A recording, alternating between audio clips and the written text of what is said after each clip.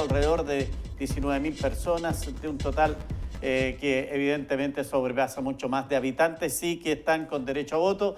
Es un tema, ¿no hay interés en esta materia? Bueno, estamos en línea hasta ahora con Alejo Apraiz, el expresidente de la Asociación de Víctimas de Violencia Rural en la Araucanía, para comentar este tema y cómo reciben lo que ha sido esta encuesta que se hizo en 3 días y que ayer culminó. Alejo, gusto en saludarlo, buenas tardes, bienvenido. Hola Miguel Ángel, muy buenas tardes a ti y a todas las personas que están viendo hoy día Ufrovisión. La Alejo, verdad que sí, creo que cualquier iniciativa en función de obtener una reparación para las víctimas es buena, por lo tanto valoramos absolutamente la iniciativa del gobernador regional en esta línea, digamos. Hubiésemos esperado quizás una mayor votación, pero creo que 18.600 votos también es algo que te dice que la Araucanía y las víctimas de violencia rural, que ya llevamos más de 22 años en esta situación, necesitamos una ley de reparación. ahora vamos a esta consulta primeramente.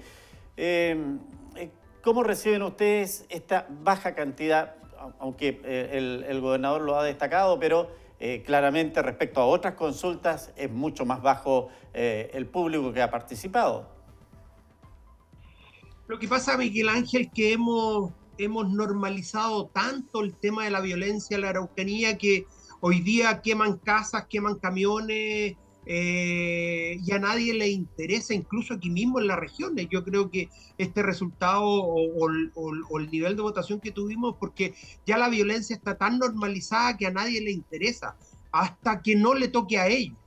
Por lo tanto, yo creo que estos 18.000 votos dicen, sin duda, y marcan que en la Araucanía se necesita tener, primero, terminar con la violencia, que eso sería lo ideal, ¿no es cierto? Sería el anhelo que todos tenemos, terminar con esta violencia terrorista, porque ya el presidente de la República lo reconoció como tal, la ministra del Interior también, por lo tanto, sin duda que ya hay violencia producida por el terrorismo, y de esto nacen víctimas que lamentablemente nosotros no quisiéramos tener, pero que existan 18.000 personas que votaron y un 96,3% de esas personas digan que sí se necesita una ley de reparación a víctimas, nosotros lo vemos de muy buena forma, como te digo, porque, insisto, las víctimas, por supuesto, son un número menor que estas 18.000,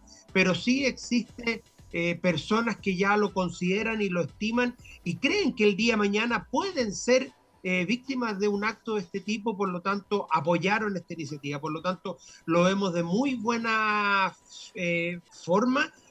Claro, hubiésemos deseado que en vez de 18.000 hubiesen habido 50.000, como fue la vez anterior en la votación popular para el estado de excepción, pero en realidad es eso. Yo creo que el bajo o el número bajo de votantes fue debido a que hoy día hemos normalizado tanto la violencia que ya para nadie es tema.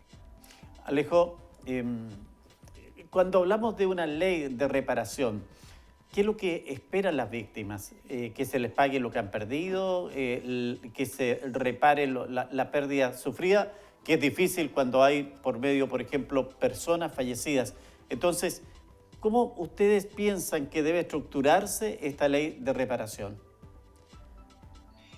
Mira, bueno, existe un borrador, Miguel Ángel, de una ley de reparación que se ha entregado a todas las autoridades. El mismo gobernador regional hace meses atrás, un año atrás prácticamente, le entregó este borrador de ley de reparación al presidente, y en esta ley de reparación primero existe un reconocimiento a las víctimas. Quiero además hacer un paréntesis y decir que en esta ley de reparación a víctimas trabajaron 7 abogados constitucionalistas, 7 abogados que conocen el tema de las víctimas, conocen el tema de la reparación, se tomaron experiencia de otros países, situaciones similares, donde, insisto, es un borrador por supuesto puede ser absolutamente perfectible, pero en este borrador se hace un reconocimiento a la víctima y se norma la reparación. Porque hoy día la verdad que se ha tenido reparación, las víctimas que han tenido, entre comillas, algo reparación han sido las víctimas que más han golpeado puertas, han ido, han conversado, han solicitado y han seguido adelante en este tema. Pero no todas las víctimas han tenido reparación, ni todas las víctimas han tenido la posibilidad siquiera de que se les resarza lo perdido. Por lo tanto, esta ley de reparación primero hace un reconocimiento a las víctimas y segundo, norma la reparación que puede tener cada una de las víctimas. Como tú lo dijiste, sabemos que ante la pérdida de una vida y esperamos que no exista otra pérdida de vida, eso es imposible reparar. Pero sí, por ejemplo, cuando hay una persona que pierde su herramienta de trabajo, el Estado se debe hacer cargo y resarcir esta pérdida. Es distinto, por ejemplo, pero no menos importante, por decirlo de alguna manera, que el conductor de un camión que tiene 2 camiones, un transportista que tiene 2 camiones y le queman uno, perdió el 50% de su capital. Sin embargo, una persona que tiene un fondo o que tiene 50 camiones, por decirlo de alguna manera, para no meterme en un ámbito que el día de mañana me podrían decir, o sea, los agricultores son menos importantes que los transportistas. No es el tema, pero lo que quiero decir es que si una persona tiene 50 camiones y le queman 2, en realidad el porcentaje de su pérdida no es tan significativa. Es pérdida igual, sin duda, pero no es tan significativa como la persona que perdió un camión de 2. Entonces, esta ley de reparación norma y clasifica a las víctimas y en función de eso entrega la debida reparación. Alejo, qué bueno que me ponen esos ejemplos, porque en general hay la sensación en la comunidad que las personas atacadas son personas que tienen un capital importante, que tienen camiones, que tienen predios, que tienen instalaciones, que tienen fondos, y que todo esto está protegido por seguros. ¿Qué hay respecto de eso? ¿Hay o no seguros? ¿Se está resguardando desde una aseguradora los efectos de un ataque de violencia rural en la Araucanía? No, Miguel Ángel, eso no es tan así. Hoy día las compañías de seguro, dentro del rubro que yo conozco, digamos que el transporte, ya hoy día no aseguran los vehículos, los camiones propiamente tal.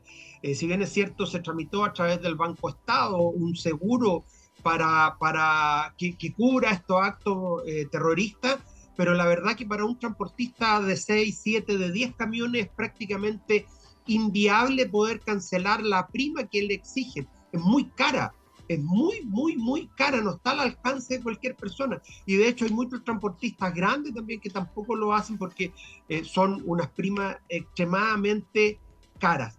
Por lo tanto, el tema no es tan así de que estamos protegidos por seguro, no es así. En la práctica, quienes... ¿Perdón? Sí, ¿y esa situación también es similar en los campos de la Araucanía? Entiendo que sí, hoy día ya nadie está asegurando predios, nadie está asegurando campos, maquinaria agrícola, prácticamente nadie por los altos costos que tienen las primas y a su vez los seguros por la cantidad de incidencias que han habido en la región. Imagínate, estábamos viendo para aprobar una ley de reparación a víctimas y hubo este fin de semana 3, 4 atentados sin ningún problema, digamos, para quienes hacen los ataques. Cuando vino la ministra del Interior la semana pasada también hubo ataque. Entonces, esta es una situación de suma y sigue, como lo dije anteriormente, está tan normalizado el tema de los ataques que ya prácticamente ni en televisión salen estos ataques.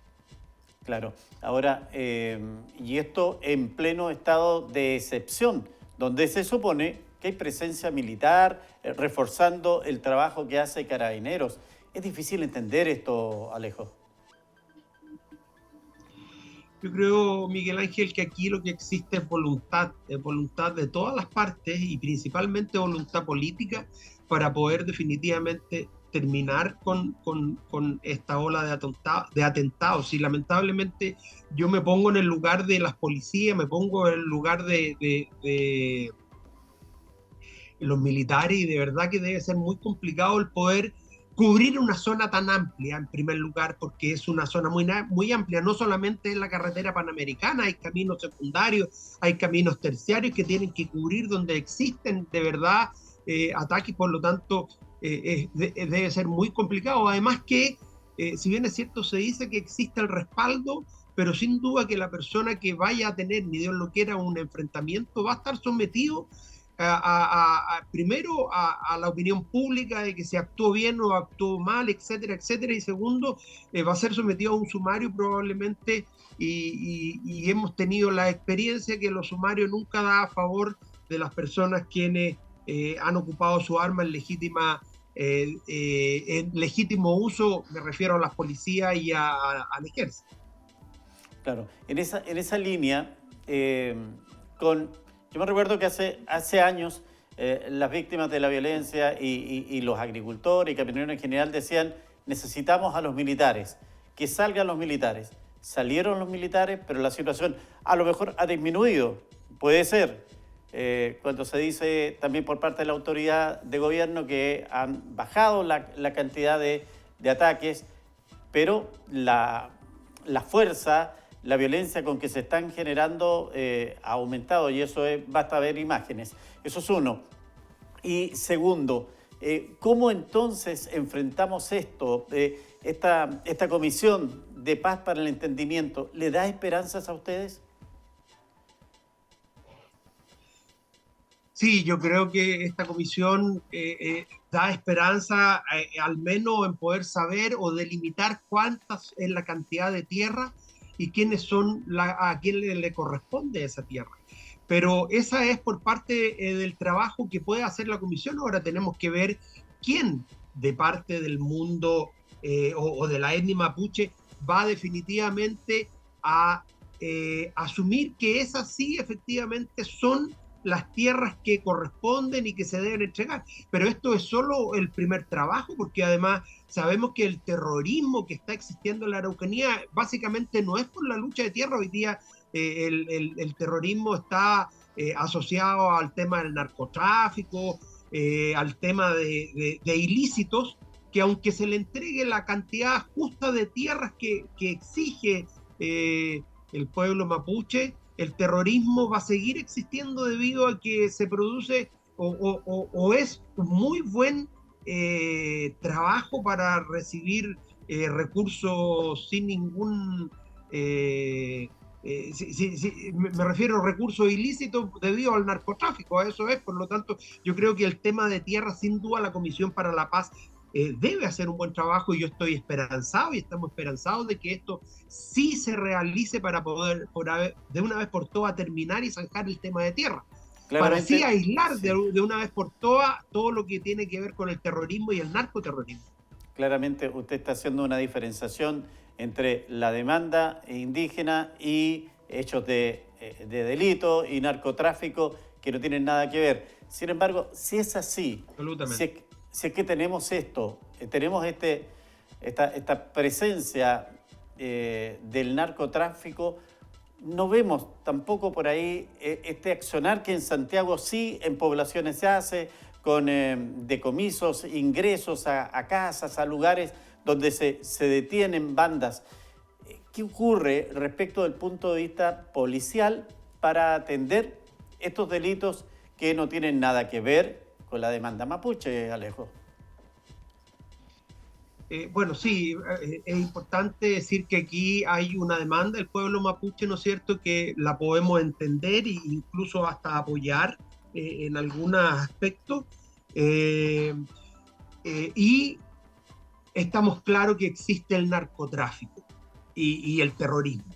Ahora, la diferencia entre Santiago y lo que pasa aquí en la región, en mi opinión muy personal, creo que es lo extenso que es el territorio, y esta gente conoce muy bien su territorio. Por lo tanto, ellos combatir el terrorismo, o sea, el narcotráfico en Santiago es muy diferente a combatirlo acá. Combatirlo en ciudad, me imagino que está mucho más hay puntos que realmente están claros donde existe terrorismo, donde existe el narcotráfico, por lo tanto se actúa en ese sector y sectores aledaños y con eso se logra los números que encontramos en Santiago. Sin embargo, acá son extensiones de terreno muy grandes donde se puede atacar en un lugar para ir a terminar con el terrorismo, pero sigue habiendo y proliferando en otros sectores donde es muy difícil entrar e ingresar por parte de las fuerzas policiales. Por lo tanto, yo creo que ese ha sido el principal problema que existe acá en la región. Sí, estamos viendo imágenes ahí de la puesta en funciones de esta Comisión de la Paz para el Entendimiento. Estas 6 personas, estos 6 comisionados, ¿están bien representados? ¿Pudo haber alguien, por ejemplo, las víctimas también ahí integrando esta comisión? Mira, Miguel Ángel, yo creo que siempre todo es perfectible y podría haber habido más personas o no, pero sin embargo creemos que con los integrantes que son de aquí de la región entendemos que las víctimas estamos absolutamente representados. Claro, es probable que quisiéramos haber tenido a víctimas que hayan sufrido en carne propia un ataque de este tipo, pero creemos que la comisión está bien determinada y esperamos que ellos hagan un buen trabajo. Sí, eso es lo que nosotros necesitamos, que esta comisión determine cuáles son las tierras y que de una vez por todas se entreguen esas tierras a quienes corresponda, digamos, y podamos terminar definitivamente esta demanda de tierra. Bueno, y en resumen, habría que decir entonces que el diálogo, la conversación o la solución política está en esta comisión. El tema de la delincuencia, el tema del narcotráfico, debe enfrentarse por los caminos también de los organismos de seguridad para la población. Correcto, absolutamente. O sea, el narcotráfico hay que combatirlo de la forma que corresponde combatir al narcotráfico. El terrorismo hay que combatirlo de la forma que corresponde combatir el terrorismo. Si nosotros vemos al narcotráfico que existe en la Araucanía con el terrorismo que existe en la Araucanía y lo queremos combatir como violencia común, definitivamente estamos perdidos en el diagnóstico y perdidos en la fórmula de poder solucionar este tema. Hay que emplear la fuerza necesaria y porcentualmente la que corresponde para poder combatir estos dos ilícitos que han hecho un tremendo daño a la región y a muchas personas que vivimos en ella. Carmen Gloria me consulta, ¿usted personalmente cree que la corrupción dentro de las policías ha ayudado a mantener el conflicto? Al final, todo este conflicto es plata, el robo de madera, los narcos, etcétera, dice Carmen Gloria. Mira, yo le respondería a Carmen Gloria que en lo propio no tengo antecedentes de que exista pago a las policías para mantener este tema. Yo creo que el gran porcentaje de los funcionarios de la policía y de las Fuerzas Armadas en general hacen un trabajo muy profesional en función a la situación que están viviendo cada uno de ellos, pero que exista ¿cuánto que se llama? Que exista corrupción directamente al interior de algún la tipo de policía. corrupción dentro de las Fuerzas Armadas, yo lo descarto en un 100% prácticamente. Claro, porque me dice ella, pero usted sabe que existen carabineros dados de baja, imputados por robo de madera. Y claro, que los den de baja es otra cosa, me dice Carmen Gloria. Bueno, sin duda, te insisto, sí, yo creo que el ser humano en sí tiene diferentes formas de pensar, pero quien es profesional en las armas, yo creo que es muy difícil que sea posible poder corromperlo, digamos. Sin embargo, existen ovejas negras y que gracias a Dios han sido detenidas y han sido dados de baja porque le han hecho un tremendo daño a la institución, pero el gran porcentaje de la institución no está preocupado de si lo van a corromper o no, está preocupado de hacer bien su labor para darle seguridad a la ciudadanía, que para eso es lo que están y trabajan día a día. Bueno, finalmente, Alejo, me preguntan acá cuántas víctimas de la violencia tienen ustedes en la historia en que ya mantienen esta organización acá en la Araucanía. Bueno, la Asociación de Víctimas de Violencia Rural está trabajando hace más de 5 o 6 años profesionalmente con víctimas de violencia rural. Si bien es cierto, como asociación tenemos una data muy superior a estos 6 años, pero que hemos estado trabajando y dando apoyo y dando cobertura a las víctimas aproximadamente hace 5 o 6 años, y en estos 5 o 6 años hemos dado apoyo a más de 435 víctimas que hoy día tenemos enroladas. Es un número no menor, si además estos son víctimas directas.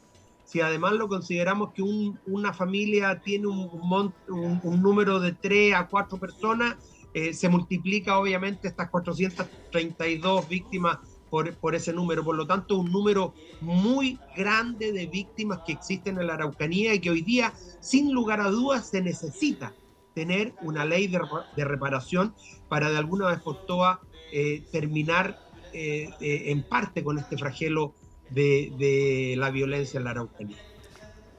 Perfecto. Bueno, entendemos de aquí la reparación económica es una parte, porque aquí también hay efectos psicológicos de las personas que han vivido estos momentos tan difíciles para ellos.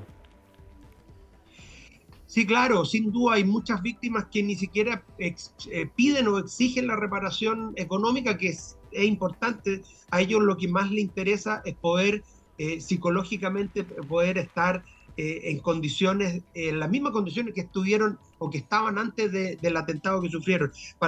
Solo como estadística, Miguel Ángel, nuestra área legal de la Asociación de Víctimas contó con 3 entrevistas que tiene con la víctima, ya puede tener solucionado o encaminado el problema. Sin embargo, la misma víctima a veces necesita hasta 10 o 12 sesiones con la psicóloga para recién poder entender y poder estar en una situación más bien de tranquilidad en función del atentado que tuvieron.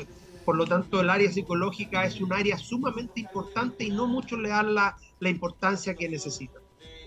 Muy bien. Alejo, agradecerle la gentileza y, bueno, de esperar de que esta realidad, esta situación que se está viviendo pueda cambiar, evidentemente, para el futuro de la Araucanía y la seguridad de todas las familias que aquí vivimos. Así que gracias y hasta cualquier momento. Muchísimas gracias a ti, Miguel Ángel, por darnos este espacio y solo pedir que las autoridades, tanto regionales, los